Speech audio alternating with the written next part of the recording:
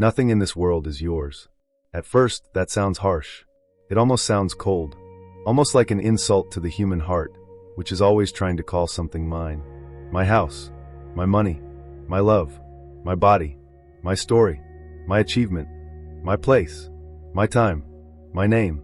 But Stoicism has always had this habit of looking straight at what most people would rather avoid. Not to wound, but to free. Because so much suffering does not come from loss itself. It comes from the illusion of ownership. It comes from the quiet belief that whatever is beside us now is supposed to stay beside us forever. And that is exactly where life, with its unavoidable firmness, breaks our expectations and forces us to face an ancient truth. You do not own the world, you only pass through it. Think about it calmly. Before you were born, everything you now call yours already existed in some form, or was on its way into existence without asking your permission. The ground you walk on has already carried other footsteps. The house that shelters your rest today will one day belong to someone else's hands. The body that responds to your commands right now is already changing without asking you. Youth fades. Strength rises and falls. Beauty changes its face. Relationships shift. What feels solid today may be nothing but memory tomorrow. And not because life is cruel, but because life moves. The problem is that instead of learning to move with that flow, human beings fight it. And when you fight what you cannot control, you wear yourself down. You become bitter. You cling. And you suffer. The Stoics understood this with remarkable clarity. Epictetus said that some things are up to us, and some things are not. That may be one of the most important lines in all of practical philosophy. Because inside that sentence is an entire map to peace. What is up to you? Your judgment, your choices, your intention, your response to what happens. What is not up to you? Almost everything else. Other people's opinions, time, the past, the future, other people's behavior, how long things last, whether people stay, your health in any absolute sense, the stability of the world. And when you try to turn what is not up to you into personal property, you start living like an exhausted guard, standing watch over gates that were never yours. That is why so many people live tired. Not only because of work, bills, and all the demands of modern life, but because they carry an invisible burden, the need to make sure nothing changes. That love stays the same. That recognition keeps coming. That security does not fail.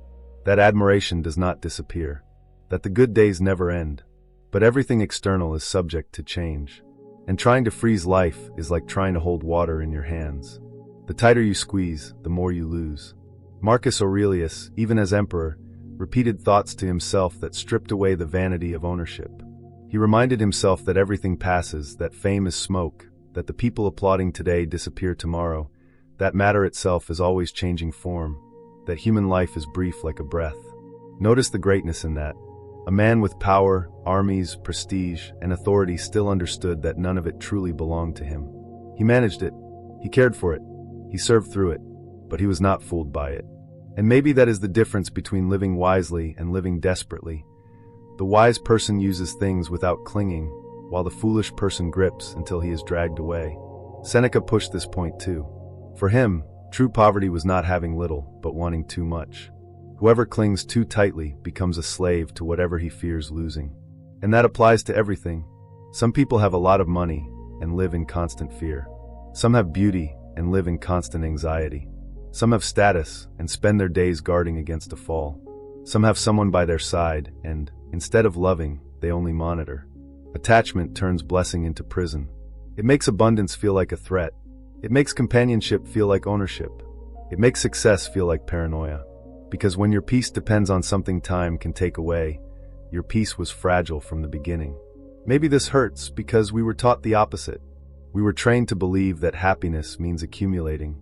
Accumulating things, experiences, validation, titles, guarantees. From early on we learned to claim territory. To say this is mine. To build identity on what we have, on who is with us, on how we are seen. And when one of those pieces falls away, it feels as if we ourselves are collapsing. But are we really collapsing? Or are we simply discovering that we built the self in the wrong place? Stoicism invites you into a profound shift. Instead of building your identity on what comes from outside, build it on what no one can take from you without your permission. Your character, your integrity, your clarity, your courage, your ability to act well under pressure, your command over your own reactions. That is what can truly be called yours, and even then not in the rigid sense of possession, but in the sense of inner responsibility. Everything else is on loan. A brief loan, an unstable loan, sometimes a beautiful one, sometimes a painful one, but still a loan. When you start looking at life that way, a lot begins to change. Love, for example, stops being control and becomes presence. You stop saying in the back of your mind, "This person is mine," and begin thinking, "While this person is with me, I will treat them with dignity, care, and honesty." The difference is enormous. In possession, there is fear. In presence, there is gratitude. In possession, there is tension. In presence, there is surrender. In possession, every change becomes a threat. In presence, impermanence does not destroy the value of the bond. It actually makes it more precious. The same is true of material things. The Stoic does not have to reject comfort, beauty, or prosperity. That would be a caricature of the philosophy. The point is not to live with nothing. The point is not to become inwardly dependent on what you have. You can live well without thinking your dignity lives in the walls around you. You can make money without thinking your worth sits in your bank account. You can wear something beautiful without imagining your essence is in your appearance. You can enjoy the world without bowing down to it. The problem was never having. The problem is being possessed by what you possess.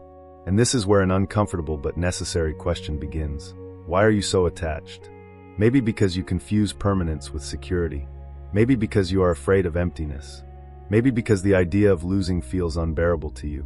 Maybe because you have already lost a lot and quietly decided that from now on you will hold on to everything tighter. Maybe because you identify so deeply with what is outside of you that you no longer know who you are without those supports. Attachment almost always hides some weakness that has not been honestly faced. So before condemning your attachment, try to understand it.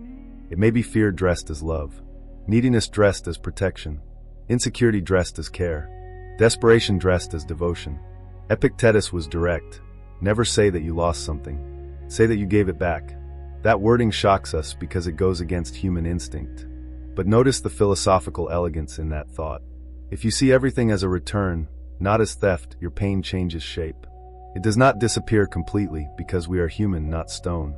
But it becomes cleaner.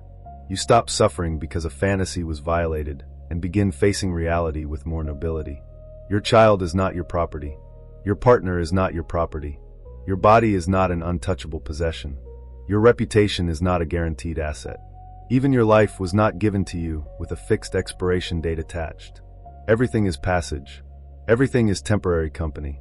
But there is a wrong way to hear that. Some people hear the idea of detachment and assume they must become cold, distant, indifferent. That is not it. Stoicism does not teach you to kill affection. It teaches you to purify affection from the delusion of ownership. It teaches you to love without becoming enslaved, to value without worshiping, to care without controlling, to receive without demanding permanence. There is a huge difference between detachment and indifference. The indifferent person does not care. The detached person cares deeply, but does not try to imprison what life never promised to keep. Imagine a tree in autumn. It does not hate the leaves that fall. It does not rage against the changing season. It does not call the wind unfair. It simply takes part in the order of nature. It loses, renews, blooms, lets go, and begins again. Human beings suffer because they try to live against the seasons of the soul. They want endless spring. They want youth without time. They want love without change. They want stability without vulnerability. They want harvest without accepting cycles. And nature, in silence, teaches every day that maturity means learning to release without falling apart. Maybe your anxiety right now is not coming from lack. Maybe it is coming from too much attachment. Attachment to what was. Attachment to what could have been. Attachment to the image others have of you. Attachment to a dream that no longer fits who you have become. Attachment to an old pain that has turned into identity. Many people do not let go of their suffering because without it they no longer know how to define themselves. They become so used to the story of loss, injustice, abandonment, rejection, that any possibility of lightness feels strange. Stoicism calls you back to something more solid, not the story of what happened to you, but the posture you choose in response. And here is the central point. Nothing in this world is yours, but your attitude toward the world is your responsibility. That is the turn. You do not control the tide, but you can steer the boat. You do not control the storm, but you can work the rudder. You do not control how long the voyage lasts, but you can decide whether you will sail with dignity or with panic. That is the inner sovereignty the Stoics cultivated. Not sovereignty over the world, but sovereignty over themselves. They knew that external life is too fragile to serve as a foundation. So they dug deeper. They looked for the center somewhere else. When someone clings too tightly, they are almost always asking the world for a guarantee the world cannot give. Tell the truth. How many times have you demanded a promise of stability from life? How many times have you panicked because something changed, as if change were a personal insult? How many times have you treated impermanence like betrayal? Stoic philosophy is not here to mock your pain. It is here to show you that much of it comes from a mistaken expectation. You suffer less when you stop negotiating with the inevitable. Of course, this does not happen overnight. Detachment is not a button you press. It is a practice. It is an inner discipline. It is a daily watchfulness over your own thoughts. Marcus Aurelius wrote to himself precisely because of that. He knew the human mind is easily deceived. He knew that if he did not remind himself what mattered, he would be swept away by vanity, fear, resentment, and confusion. For him, philosophy was not pretty language. It was the discipline of perception. It was learning to see things as they are, not as the ego wishes them to be. Maybe today you are suffering because something is slipping out of your hands. A relationship changing, a plan falling apart, money shrinking, a season of life ending, an image of yourself breaking. And maybe the question is not how do I stop this? Maybe the wiser question is how do I go through this without losing myself? Because in the end, it is not external loss that defines your ruin. It is the loss of your center. It is abandoning reason. It is surrendering blindly to despair. It is refusing to accept that living also means letting go. The moment you understand that nothing is yours, something surprising happens. Instead of becoming sadder, you may become freer, more present, more humble, more grateful, because what is not possession can still be contemplated. It can still be lived without arrogance. It can be received as a gift, not as a right. And when you stop treating life as property, you begin to treat it as a sacred passing experience. That changes how you touch people, how you speak, how you work, how you love, how you rest, how you suffer, how you begin again. The Stoic does not live with empty hands in the sense of abandonment. He lives with open hands. That is the image. Open hands receive better and also let go better. Closed hands grow tired. Closed hands fight the flow. Closed hands turn living into a state of constant guard duty. Some people spend their whole lives trying to preserve what by nature is already slipping away. And because of that, they never fully enjoy anything. Every pleasure comes with the terror of loss. Every love comes with the obsession to control. Every success comes with the paranoia of falling. That is not peace. It is war disguised as security. Stoicism offers a radical but deeply human invitation. Take part in life without trying to own it. Use what comes. Honor what passes through you. Care for whatever is under your stewardship. But do not forget, not even for a moment, that you are a traveler among travelers. And maybe that is exactly what gives beauty back to everything. The flower is beautiful because it does not last. The meeting matters because it is not eternal. The peaceful day is precious because it ends. Youth is enchanting because it fades.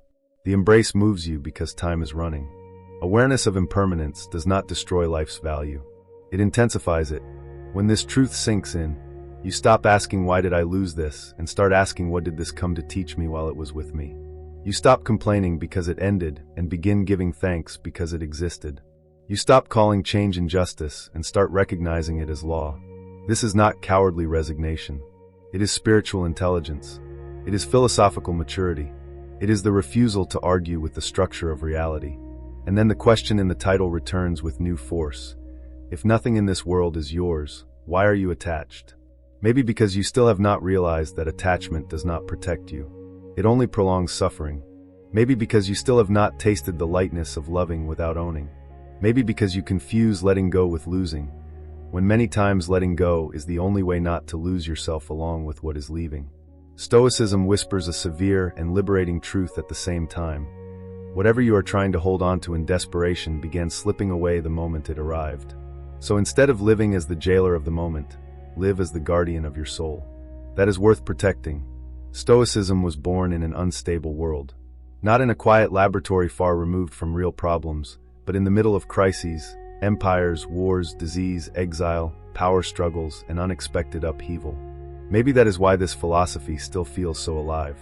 It was not built for perfect days. It was built for the days when everything seems to shake. Zeno, who is usually named as the founder of the school, is said to have reached Athens after losing nearly everything in a shipwreck. There is something meaningful about that. A tradition so powerful beginning with loss. As if Stoicism itself were saying, when what is outside you collapses, you are finally forced to ask what still stands inside you. Then came other voices, other names, other temperaments. Epictetus, who was born enslaved, taught inner freedom more powerfully than many free men ever could. Seneca, surrounded by wealth and politics, spoke about simplicity, death, self-control, and mastery of the self. Marcus Aurelius, at the peak of power, wrote like a man who knew he was mortal, vulnerable, and passing. They came from very different places, but they met in one common understanding. Peace cannot depend on whatever fate happens to move around. If it does, it will always be hostage. This Stoic insight sounds simple, but it is deeply revolutionary. Because human beings almost always organize life backward. We tell ourselves, when I have that thing, then I will be at peace. When that person loves me the way I want, then I will be at peace. When I have enough security, then I will be at peace. When no one can threaten me, then I will be at peace. But that day never arrives. It never arrives because the outer world never stops changing. And if your calm depends on the absence of change, then you are asking for the impossible. The Stoics did not deny pain, nor did they pretend to be invulnerable. They simply refused to hand over their souls to what they could not control. When loss came, they felt it. When illness came, they faced it. When death approached, they reflected on it. When humiliation showed up, they examined their own reaction. This was not coldness. It was training of consciousness. They knew unavoidable suffering is already heavy enough. There is no reason to add the suffering created by fantasies of ownership, unrealistic expectations, and childish resistance to the natural flow of things. There is a very common inner scene that almost never gets named. You receive something from life, and in the same instant, you begin fearing its loss. You receive love and fear abandonment. You receive recognition and fear being forgotten. You receive money and fear scarcity. You receive health and fear decline. You receive beauty and fear aging. You receive a good season and fear that it will end. It is as if attachment steals the experience before it even ripens. You never fully live the present because you are already suffering an imagined future. And that mechanism quietly corrodes the soul. Epictetus kept returning to a powerful image. When you kiss your child, when you embrace someone you love, when you contemplate something beautiful, remember that it is mortal, passing, subject to change. Many people interpret that as pessimism. It is actually the opposite. It is a way of learning to love better. Whoever remembers the fragility of things loves with greater presence, speaks with more care, listens more attentively, gives thanks more often, gets less irritated by trivial things, values what is in front of them. But whoever behaves as if everything were guaranteed loves in a distracted, arrogant, negligent way. They act as if there will always be tomorrow, and there will not always be tomorrow. Seneca said something similar when he encouraged people to practice poverty from time to time, not as a cult of suffering, but to remember that we can live with less than we imagine. That practice was not just about money. It was about inner independence. It was about not allowing comfort to become a tyrant. Because once you convince yourself that you need certain conditions in order to be okay, you become dangerously vulnerable. The Stoic trains the mind to use what exists without kneeling before it. He appreciates but does not beg. He enjoys but does not worship. He values but does not sell himself. Marcus Aurelius, for his part, spoke constantly about the nature of things. For him, everything is in continuous transformation. The whole universe is flow. Bodies break down. Names disappear. Empires fall. Memories fade. Generations rise and vanish like waves. When he reminded himself of that, he was not sinking into despair. He was dismantling pride and fear. Because when you understand that you are participating in something vast, you stop taking personally what is simply part of the order of the world. Change did not come to persecute you. It came because it comes for everything. That point is decisive. A great deal of human anguish is born from personalizing the inevitable. You age and think life has been unfair to you. Someone changes and you interpret it as an offense to your identity. A plan fails and you feel as if the universe is acting against your will. But the Stoic invites a cleaner way of seeing. Maybe this is not punishment. Maybe it is simply reality. Maybe the world is not conspiring against you. Maybe it is just not organized around your preferences. When you realize that, pride begins to loosen. And with it, a quiet freedom begins to grow. Because attachment is, in part, pride. It is the refusal to accept that we do not rule over how long things last. It is the sad arrogance of wanting existence to obey our wishes. And philosophy, when it is real, exists precisely to break that pride without breaking dignity. Stoicism does this by reminding you, constantly, of the true measure of your power. Not so little that you see yourself as a total victim. Not so much that you see yourself as the owner of life. There is something almost sacred in accepting limits. Not as defeat, but as lucidity. You do not control time, but you control what you do with it. You do not control mortality, but you control the nobility with which you live. You do not control what others say, but you control whether you will degrade yourself because of it. You do not control who stays, but you control how you treat who is here. You do not control loss, but you control whether loss will also steal your integrity. This is the Stoic field. Smaller than the ego wants, but enough for a lifetime of inner work. Maybe that is why so many people fear this philosophy before they understand it. It takes away the false feeling of control, and human beings cling to control as if it were salvation. We like to believe that if we plan well enough, work hard enough, and stay careful enough, we will avoid pain. Stoicism does not promise that. It promises something else, something much more honest. You will not avoid all pain, but you can avoid degrading yourself because of it. You can go through instability without surrendering your soul to chaos. You can lose without destroying yourself morally. You can cry without becoming a slave to despair. You can begin again without becoming bitter. It is striking how ancient this wisdom is, and yet how perfectly it speaks to our time. Today we live surrounded by mechanisms that intensify attachment. Social media turns image into emotional currency. Consumer culture turns desire into identity. Productivity culture turns human value into performance. Relationships often become displays. Experiences become trophies. And all of that feeds a constant feeling of lack. You never have enough. You are never admired enough. You are never secure enough. You are never enough in the eyes of the world. In that environment, Stoic philosophy works almost like an antidote. It moves the axis back inward. Instead of asking what do I need to achieve in order to feel whole, it asks what kind of person am I becoming while I chase these things. Instead of asking how do I make sure nothing is missing from my life, it asks what happens to my soul when I live in constant fear of lack. Instead of asking how do I make the world obey me, it asks why I handed the world so much power over my inner state. These questions do not flatter the ego, but they heal. The truth is that attachment is almost always a desperate negotiation with impermanence. You try to buy stability with vigilance. You try to buy love with control. You try to buy respect with performance. You try to buy security with accumulation. You try to buy identity with external symbols. But life does not sell eternity. It offers temporary participation. And the sooner you accept that, the sooner you begin to live intelligently. Look at how this shows up in everyday life. You buy something new, and for a moment, feel a rush of excitement. Soon after comes the fear of losing it, damaging it, having it stolen, or being outdone by something better. You reach a position you wanted, and, instead of resting, you begin fearing the fall. You enter a relationship, and instead of deepening it with serenity, you start monitoring signs, imagining threats, anticipating abandonment. The object changes, but the mechanism is the same.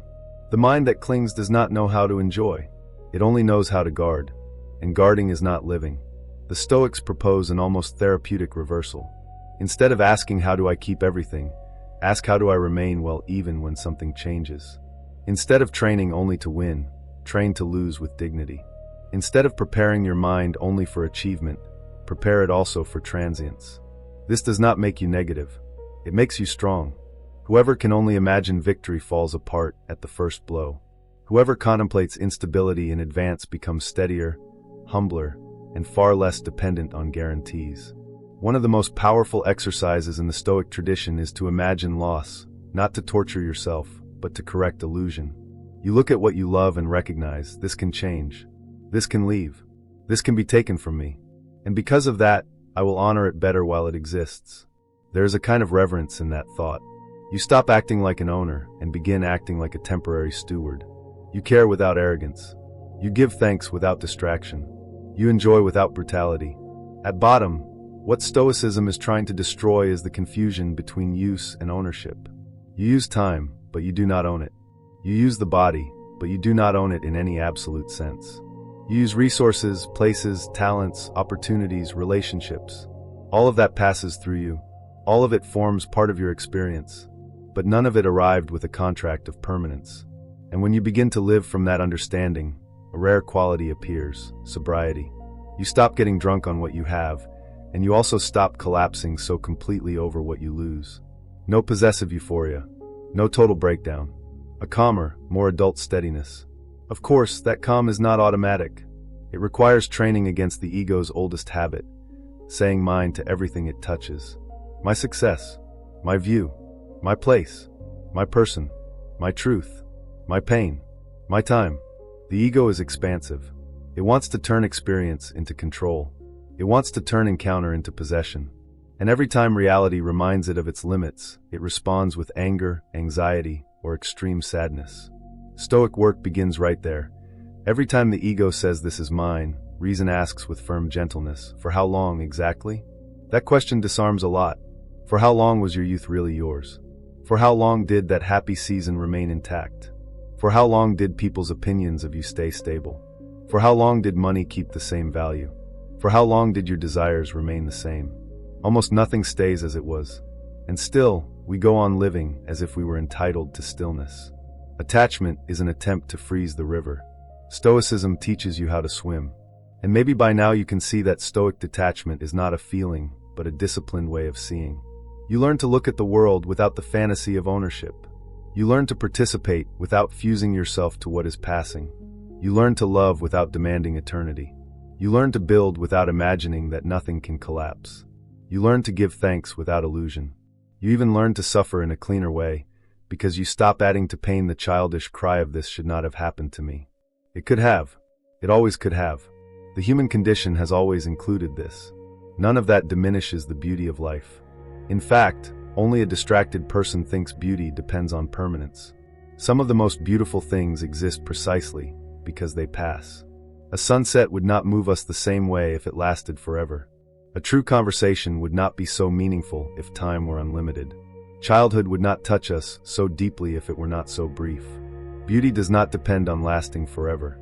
It depends on existing fully within the brief space it is given.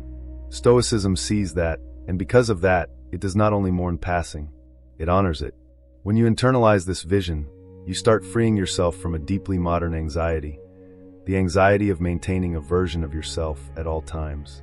You do not need to protect a fixed image as if your soul depended on it. You can change. You can age. You can begin again. You can lose a social role and still remain whole. You can be less admired and still dignified. You can be less seen and more real. Maybe that is one of the most beautiful forms of freedom, no longer belonging to other people's expectations and returning to your own conscience. In the end, the Stoics did not teach emotional misery. They taught sovereignty. They did not preach empty hardness. They taught a disciplined heart. They did not ask you to reject the world. They simply asked you not to mistake the world for the ultimate foundation of your peace. The world is a field of practice, not an altar of worship. It is a place of duty, encounter, trial, and contemplation. But it is not something you can lock up and call your own. Maybe all of this feels demanding. It is, because maturity always requires giving up a fantasy. In this case, the fantasy of ownership. But in return, you gain something precious, the chance to live without the constant anxiety of defending what cannot truly be defended. You gain the possibility of loving with more tenderness and less fear, of working with more integrity and less desperation, of losing without being shattered beyond repair, of gaining without getting intoxicated, of moving through life with lighter hands and a less chained soul. Stoicism, then, does not only say nothing is yours. It also says, precisely because of that, take good care of what is with you while it is with you. And later, when change comes, do not call it injustice when it was always part of the silent agreement of existence. Call it passage, call it nature, call it time, call it return. But do not call theft what was never promised as permanent. It is in modern life that these ideas show their practical strength most clearly. Because today attachment has taken on new forms, more sophisticated and more invisible. In the past, someone might have clung to land, honors, and visible possessions. Now we also cling to notifications, to images, to narratives about who we are supposed to be, to routines that make us feel important, to constant comparisons, to edited versions of life. The world has become faster, and that is exactly why attachment has become more anxious. Everything changes too quickly, and the untrained mind tries to grip what it sees slipping away. The result is a vague exhaustion, a feeling of always having to defend something, always maintaining a front, always running after a control that never comes. At work, this shows up in a cruel way. Some people no longer know how to separate personal worth from professional performance. If they are praised, they feel real. If they are ignored, they feel erased. If they rise, they live tense so they will not fall. If they fail, they conclude they are worthless. Notice how dangerous that is. Work stops being a field of action and becomes a court deciding identity. And every time an external place becomes the judge of your worth, your peace is put into the hands of factors that are far too unstable. The Stoic enters that environment with a different posture. He works well, yes. He fulfills duty, seeks excellence, acts with discipline. But he tries not to turn results into essence. Results matter, but they do not define his soul. Recognition may come, but it is not his main food. Stability may exist, but it does not become an idol. That kind of person suffers less because he does not confuse role with being. He knows a title can change without his dignity changing with it. He knows reputation rises and falls, but integrity can remain.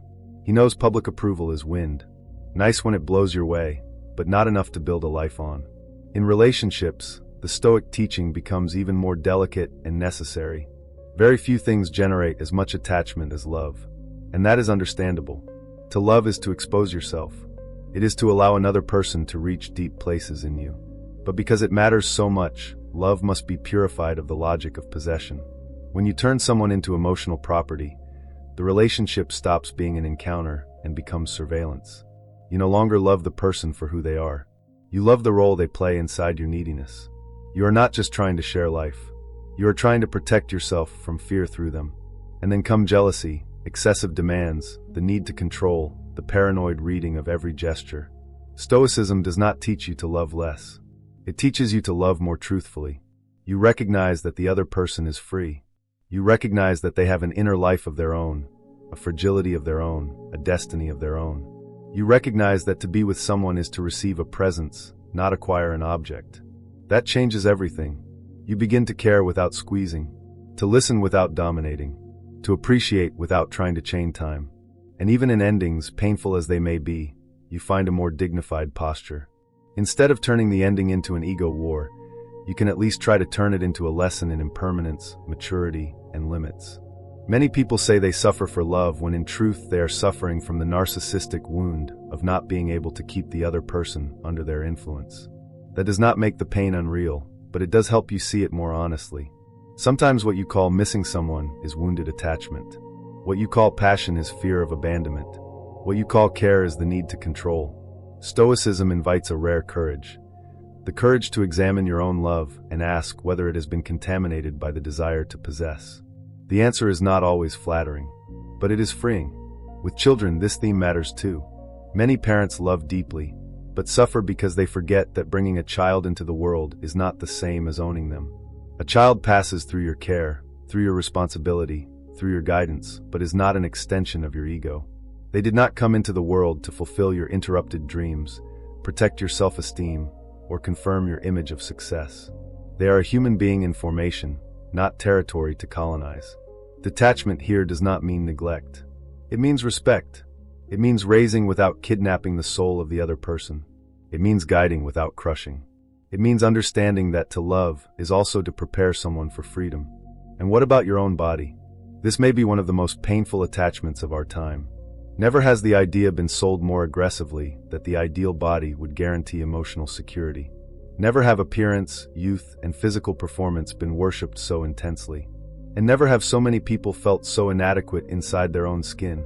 Stoicism looks at the body with gratitude and sobriety. It is a valuable instrument, a companion for the journey, a means of acting in the world. It should be cared for, strengthened, respected. But it cannot be treated as the foundation of identity. Because the body changes. It always has. It always will. And if your peace depends on the preservation of a form, aging will feel like a personal tragedy. Marcus Aurelius reminded himself of the material composition of things so that he would not be too seduced by appearances. Not because he despised the sensory world, but because he understood the danger of fascination without clarity. There is wisdom in that. You can appreciate beauty without kneeling before it. You can care for your health without turning the body into a temple of ego. You can accept the passing of time without feeling humiliated by it. Aging does not steal your essence. It only strips away illusions of permanence. Social media has intensified this drama by turning image into a public arena. Now it is no longer enough to be. It seems you must appear all the time. It is no longer enough to live. You must display. It is no longer enough to have an experience. You must turn it into visible narrative. This feeds a fierce attachment to approval, comparison, and control over one's image. And none of that is stable. Today you are liked, tomorrow you are not. Today you are noticed, tomorrow you disappear into the feed. Today you seem relevant, tomorrow you are outdated. Whoever hands peace over to that game agrees to live in emotional servitude. The Stoic, faced with this, asks simple and powerful questions. What is actually up to me here? My honesty. My intention. How I use my time. The quality of my attention. What is not up to me? Reach. Applause. Other people's interpretations. The mood of the crowd. Inevitable comparison. That distinction, taken seriously, gives the soul back a great deal of oxygen. You stop wasting energy trying to manage the gaze of the world and start investing in what can truly strengthen your character. Even anxiety finds a concrete answer in this teaching. Anxiety is often an attempt to solve in advance what has not yet happened. It is the mind trying to control imagined futures. And behind that attempt lies attachment to predictability. We want to know, guarantee, stabilize, avoid surprise, reduce risk to almost nothing. Stoicism answers with firmness. Prepare yourself to act well, not to dominate what is coming. No one has power over tomorrow. The most we can do is shape a soul more capable of responding to tomorrow with presence and reason. That lowers anxiety because it shifts the focus from the scenario to the posture. The same principle applies to money. Money is useful, necessary, and often decisive. To deny that would be naive. But making it the foundation of tranquility is condemning yourself to endless fear. Because no matter how much someone accumulates, there is always the possibility of loss, inflation, change, unexpected expense, crisis, comparison, greed. The problem is not seeking material stability. The problem is asking it for what it cannot give, inner invulnerability. Seneca was very clear about wealth. The wise person may possess it, but does not depend on it to be who he is. He can lose it without losing his center. He can have it without being bought by it. That also applies to talent, gifts, and intelligence. Even these qualities, which feel more personal, should not become objects of arrogant ownership. How many people cling to their own ability so intensely that they age badly, handle limitation badly, and grow bitter as others rise? Stoicism reminds you that even the most beautiful thing in you is, in a sense, still on loan. Use it well. Serve through it. Honor it while it is alive in you. But do not turn it into a throne, because everything that becomes a throne eventually becomes fear. In daily life, living this detachment requires small acts of awareness. When something goes well, instead of mentally grabbing it and saying, "Now I need to keep this forever," you breathe and give thanks. When something begins to change, instead of panicking immediately, you ask, what is still within my responsibility? When someone praises you, you receive it without getting drunk on it. When someone criticizes you, you examine it without collapsing. When you lose something, you allow yourself to feel, but you resist the impulse to turn that loss into a verdict about your worth. When you gain something, you enjoy it without secretly demanding eternity from it. That does not mean you will become unshakable overnight. It only means you will begin to suffer more intelligently. And that is already a great deal. There are pains that belong to the human condition. The Stoic does not dream of abolishing them all. He simply refuses to add unnecessary pain. He does not want to add useless outrage to loss. He does not want to add the fantasy of absolute control to fear. He does not want to add the logic of ownership to love. He does not want to add the moral interpretation that reality failed him to the fact of change. This kind of inner hygiene transforms life in a quiet but profound way. You can see this maturity in small details. A more stoic person does not panic over every fluctuation, does not cling to every good season as if the soul depended on it. does not treat every disappointment like a metaphysical disaster. That person remains human, still feels, still remains vulnerable, but feels with an axis. Suffers without so easily losing center. Rejoices without losing proportion. Builds without forgetting impermanence. Loves without chaining. Works without selling out. Rests without excess guilt. Ages with less resentment. Loses with more nobility. Begins again with less drama. Maybe the great question is this: do you want to possess life, or do you want to learn how to live it? Because those are different projects. Whoever wants to possess is always tense, classifying, protecting, marking territory, defending image, fighting the flow. Whoever wants to live learns how to participate. Learns to act with excellence without demanding guarantees. Learns to love without making a secret contract with eternity. Learns to cultivate without the delusion of control. Learns to move through the world without the arrogance of thinking everything must bend to the need for permanence. In a time when almost everyone is trying to hold on to something, this philosophy sounds almost scandalous. But maybe that is exactly why it is so necessary. The world does not need more people clinging. It needs more people who are lucid. People capable of touching life with respect, but without the desperation of ownership. People who can say this is valuable without concluding this belongs to me. People who take good care of what they have, but do not fall apart inside when inevitable change knocks at the door. In the end, every practical application of Stoicism returns to the same center. Focus on what is yours in the moral sense, your choice, your conduct, your judgment, your character. Treat the rest as shifting scenery. Important, yes. Sometimes very important, but still shifting, on loan, flowing, passing. Whoever learns this does not become smaller. They become truer. And there is a rare strength in a person who has finally stopped negotiating with the inevitable. So after all this, one intimate question remains. If nothing in this world is yours, what is really worth guarding? The Stoics would answer without hesitation: your ability to act well, your sense of justice, your self-restraint, your courage in the face of pain, your honesty when no one is watching, your steadiness when fear wants to rule, your clarity when desire wants to confuse you, your commitment to truth, even when truth is uncomfortable. That is what comes closest to something that can be called yours, because it depends on how you choose to live. Even then, there is humility in it, because the Stoic does not boast of virtue like someone displaying a trophy. He understands that life is practice from beginning to end. No one wakes up finished. No one reaches perfect serenity and stays immune forever. Everyone slips, forgets, gets attached again, gets confused again. That is why philosophy has to be remembered, repeated, practiced in the ordinary moments. It is not enough to admire Marcus Aurelius, Seneca, or Epictetus. You have to bring them into the hour of irritation, loss, anxiety, desire, frustration, wounded pride. When someone does not recognize you the way you hoped, that is the practice. When money gets tight and fear tries to dominate your dignity, that is the practice. When love changes form and you feel the urge to control, that is the practice. When the mirror shows you the passing of time and your ego revolts, that is the practice. When a plan you deeply cherish does not work out, that is the practice. Real philosophy does not live in beautiful phrases. It lives in those moments. Maybe that is why Stoicism still echoes so strongly. Because it speaks to the part of us that is already tired of depending on what is unstable. It speaks to the part that suspects, deep down, that there is no point in gaining the whole world if we remain slaves to everything that can be lost. It speaks to the part that longs for a life that is simpler inside, even if it remains complicated outside. A life in which the heart does not have to cling desperately to every good season just to keep breathing. And so the opening truth returns with more clarity and less harshness. Nothing is yours. Not as permanent possession. Not as guarantee. Not as absolute control. And that is not a curse. It is a call to sobriety. It is a call to presence. It is a reminder that you were not placed in this world to collect eternal securities, but to shape a worthy soul while you pass through whatever comes. The house you live in may change.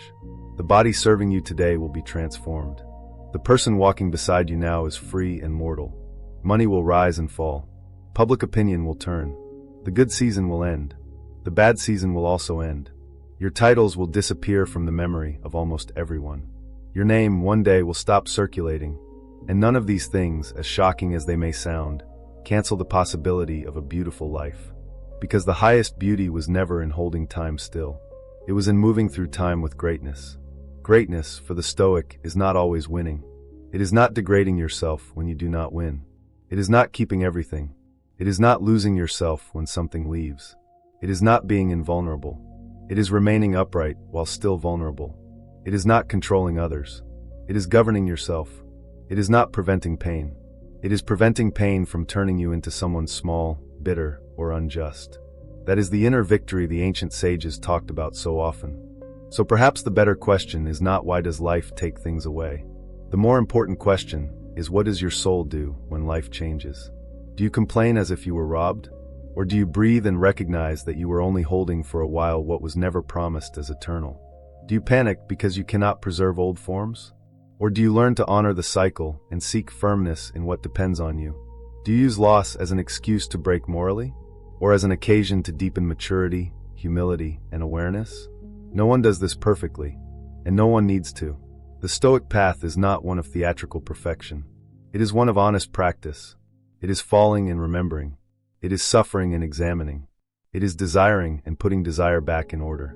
It is loving and watching closely, so that love does not deform into possession. It is achieving and not becoming intoxicated. It is losing and not becoming reduced.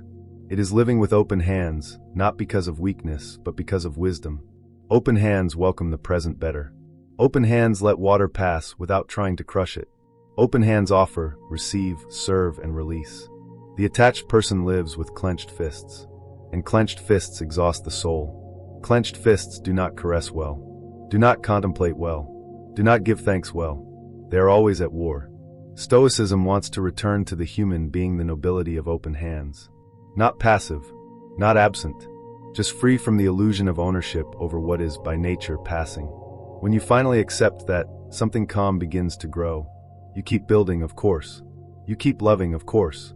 You keep caring, working, planning, desiring, trying to improve your life. But you do all of it with less desperation, with less vanity, with less terror of loss. And that even changes the quality of your presence. You become more whole in the moment, less distracted by fear of what comes next, less obsessed with securing what cannot be secured, more available to live what is right in front of you. Maybe that is the true Stoic wealth, not having little, but needing fewer guarantees in order to remain at peace. Not living without love, but without turning love into ownership. Not living without possessions, but without making possessions the base of the soul. Not living without plans, but without begging the future to respect every one of them. Not living without identity, but finding that identity in character and not in external decoration. In the end, life seems to teach the same lesson again and again through different doors. Time takes. The body changes. People come and go. Circumstances turn. Seasons pass. The world keeps moving without asking permission from our preferences. To resist that with arrogance only multiplies suffering. To learn from it produces gravity, gentleness, and strength. The strength of someone who understands they do not need to own everything in order to love everything. The gentleness of someone who knows every encounter is fragile and therefore deserves care. The gravity of someone who has made an inner home in something more stable than applause, appearance, money, or the permanence of circumstances. Nothing in this world is yours, so why are you attached? Maybe because you are still trying to find security in the wrong place. Maybe because you forgot that life is visitation, not property. Maybe because no one ever taught you to separate presence from possession, care from control, value from duration. But now you can begin to see differently. You can begin to release what you never could truly hold. You can begin to love without chains. You can begin to work without selling your soul. You can begin to look at impermanence not as an enemy, but as a teacher. And little by little, the tone of your life changes. Anxiety loses some of its voice. Fear stops commanding everything. Loss still hurts, but it no longer defines you completely. Success is still welcome, but it no longer intoxicates you. Love remains precious, but it no longer becomes a cage. Time keeps passing, but you no longer treat it like a personal thief.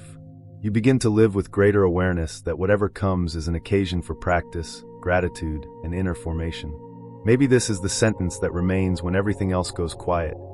Nothing is yours, but the way you move through everything can be noble. And that nobility is not handed to you ready-made, cannot be bought for you, cannot be guaranteed from the outside. It is born when you stop trying to own the world and finally begin to govern yourself.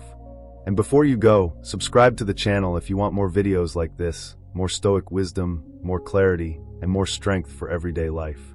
And leave a comment below telling me where you're watching from. I always love seeing how far these ideas travel, and it means a lot to know which part of the world you're listening from.